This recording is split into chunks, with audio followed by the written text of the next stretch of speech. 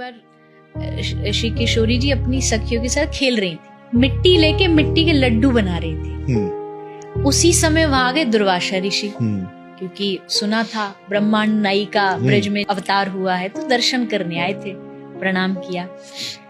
ललिता विशाखा ने कही, बाबा यहाँ ब्रज में ऐसे ही बोलते हैं डायरेक्टली बाबाओं से भी, बाबा यही हो? तो दुर्वासा ऋषि आए, बोले हमारे किशोरी जी ने लड्डू बनाए, खाएगो? तो बाबा बोले लड्डू, हाँ लाओ। बाबा सोचे कोई बढ़िया लड्डू होंगे, लाए तो मिट्टी के लड्डू।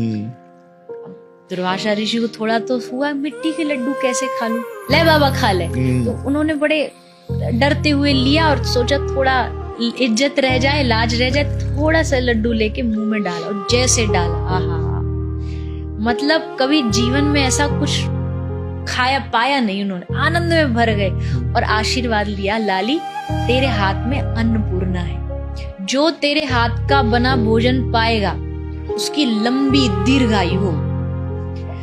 अब ये बात पूरे ब्रज में फैल गई कि राधा रानी के हाथ से जो पाएगा उसकी दीर्घायु होगी। ये बात यशोदा मैया को पता लगी। मैया बोली अब तो मैं अपने लाला को यही के हाथ को खिलाऊंगी ताकि मेरी लाला की लंबी उम्र हो। तो बुलाया, न्योता भेजा, श्री जी आई। श्री जी ने आके बहुत बढ़िया भोजन बनाया, ठाकुर जी ने पाया। अब पाने के बाद यशोदा मैया बोली, बचपन से ही सोच लिया, ठान लिया, ये मेरी बहू बनेगी। पहले क्या होता था, बचपन में ही निश्चित कर लेते थे कि ये है, तो मैया ने थोड़ी हल्दी ली, थोड़ी मेहंदी ली और श्री जी के हाथ पे लगा ली। अच्छा। अब वो तो छोटी, उनको इसका मतलब नहीं पता कि क्या है। वो तो खुश हो गई, हाँ मेहंदी लगी है, हल्दी लगी है। खुश होती होती नाचती नाचती बरसाना पहुंच गई।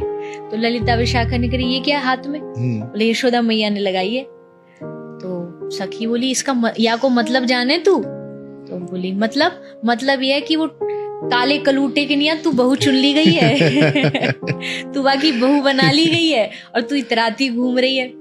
मैया के पास जाएगी, तेरी माँ पूछेगी, धोले हाथ। तो आज भी बरसाने में कुंड है, प्रिया कुंड इसका नाम है, बहुत प्यारा स्थान। आज भी वहां जाके आप अगर 10 मिनट बैठ जाते हो ना शांति से, आहा, सब कुछ भूल जाओगे, ऐसा स्थान है। तो वहां जाके श्री जी ने अपने हाथ धोए।